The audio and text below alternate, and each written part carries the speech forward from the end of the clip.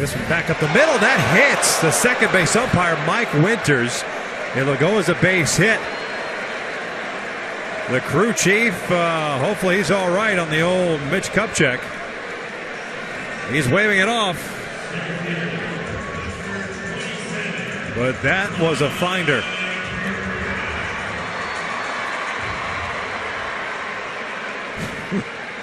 Said he's all right. This baseball was hit extremely well, too, again by Calhoun.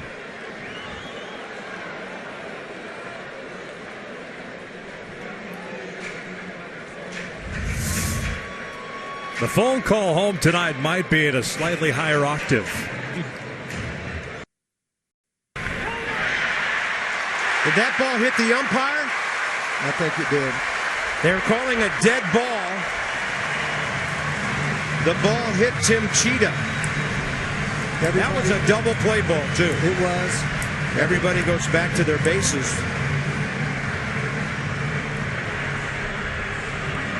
Actually, what it is, everybody credited with a base hit. Everybody goes one base. All the people go one base. That ball was a double play ball, and it hit Tim Cheetah, the crew chief. And so the Phillies get another run. It's 4-0. Back towards second. Oh, it hit the umpire, and it goes into center field. It is a dead ball. Yep. Raul Ibanez scores. No, they all got to go back. They all have to go back. I should say, Ibanez goes back. Right. Worth scores. And they have to move Ruiz up to second. It's a shame because it would have been a 2-run single, but it also could have been a double play ball. Yep. So the Phillies, in essence, get a break. Because they'll get one. Now, the rule on this, well, watch what happens first. You see where Sheeta is, the umpire, and it hits him, and he says right away, okay, my fault, dead ball, one base. And now if he is behind the base runners and it hits him, the ball is live and in play. Correct. But since he's in front of the runners, then it's a dead ball. So you give it RBI to Valdez. Right. It hit the mound. That's what got Cheetah, because the thing hit the mound and changed directions in a hurry, and it nailed him.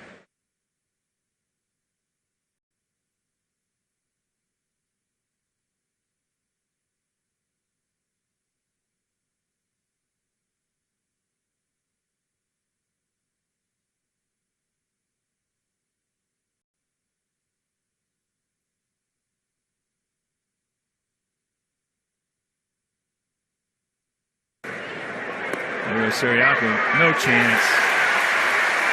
Now they're going to call a balk. Or what? Not a balk, but what are they calling? I think perhaps Manny Gonzalez might have called timeout. AJ's asking him. So he'll go back. Gonzalez says, yeah, I had called time. And Bobby Valentine can't believe it, but if the umpire calls time, he calls time.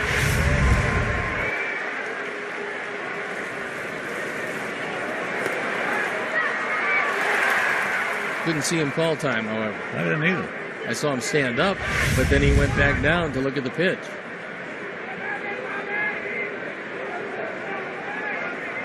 One way or the other, I don't think Bobby's going to be satisfied with this explanation. Well, again, if time was called, that's it. That's the end of the discussion.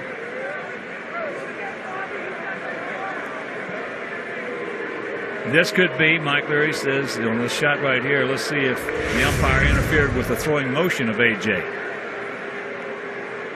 Yep. That's why he called. The umpire's interference. Put it on the mask. AJ ought to think about that. 'Cause that's not a bad.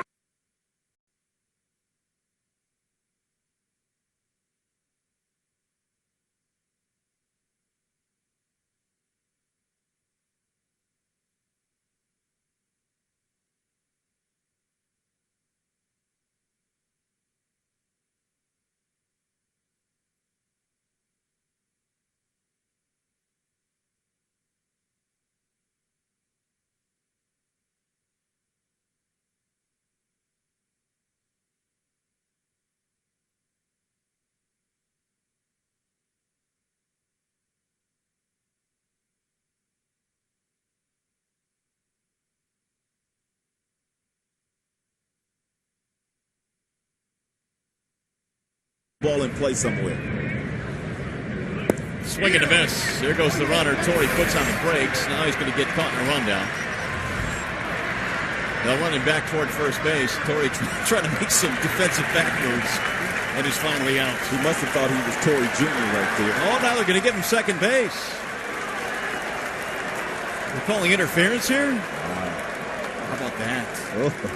Oh, the White Sox apparently botched that one up. Here comes Robin Ventura. That's Gary Darling right there explaining to Robin Ventura what happened. I think Torrey eluded the tag. Well, there had to be some kind of interference because they gave him second base. I don't know if he was forced out of the baseline, and that's the call by Gary Darling, but the explanation now is being handed down to Robin Ventura, who's not too happy with it.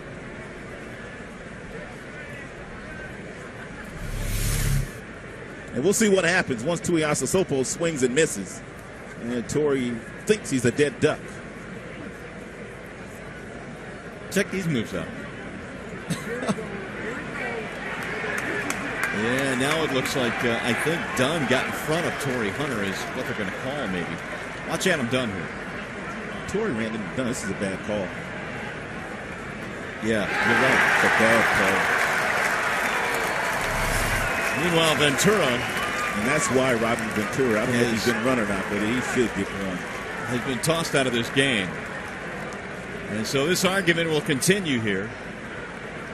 I just didn't see anything wrong there, did you? No, I didn't.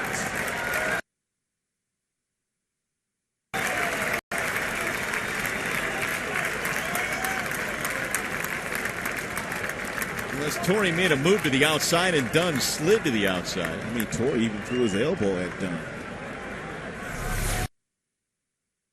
It's the hand that we're all dealt, and there's a shot into right center field. There's Payton, can't get there. A base hit and a good start for the Yankees. Maybe. Not a good start. Goodbye, Knobloch, one away. What a play by Jay Payton on the first pitch. Knobloch rarely swings at the first pitch. And now there seems to be a problem. I think there is interference called on Todd Zeile, the first baseman. If you do not have the ball, you can't get in the way of the runner.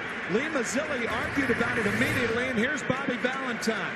Knobloch taking a fruitful chance. A great play by Jay Payton. But Zeile makes him go around him at first base. He didn't come into contact with Knobloch. To me, that's a bad call. If he makes contact with him, that's different.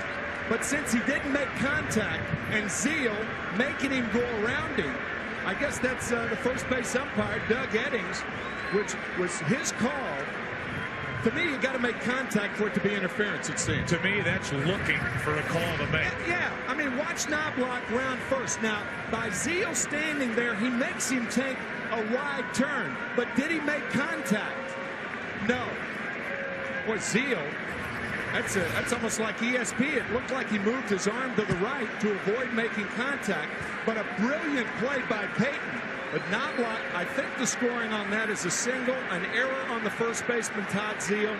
But nonetheless, a great play by Payton. Now they're going to get together and at least talk about it, I believe. The umpires are. But nobody would have had a better view of that than the first base umpire, Doug Eddings. I mean, who's going to say they had a better view of that? Eddings made the call. And you can get into arguments all day long about that baseline between first and second base. Sure. Who's in it, who's out of it, what the proper play is. Bobby Valentine now is going to reenact, and he's going to the footprints to show the path that Knobloch took down to second base, which isn't a bad idea. I think Valentine will protest this game. I think if you protest, you have a point. And you bring up in the protest that the base runner, Knobloch, and Zeile did not have contact. I don't know if Valentine knows he's been kicked out of the game. Well, that's showing up the umpires right there. Once again, one pitch and we're already into it. Knobloch did not make contact with Zeile, but in the umpire's judgment, I guess Doug Eddings is saying that by Zeal placing himself right there, he forced Knobloch to make a wide turn. If you want to hear how it reads in the rule book, obstruction is the act of the fielder who, while not in possession of the ball and not in the act of fielding the ball, impedes the progress of any runner. Did he impede the progress? I mean, you could take any route to second base. Zeal was well off the bag, and in my estimation, at least out of the baseline. I think this is a protest right here. I think the protest, usually when the home plate umpire goes down to the dugout, a protest is being lodged, and I don't blame Valentine. It's a base hit. It is an error, as you said, Tim. On the first baseman, Zeal, it'll be his 8th error, but no error in that category this season. Lost in this whole thing, Joe, is the play that Jay Payton made in center field. Watch this play.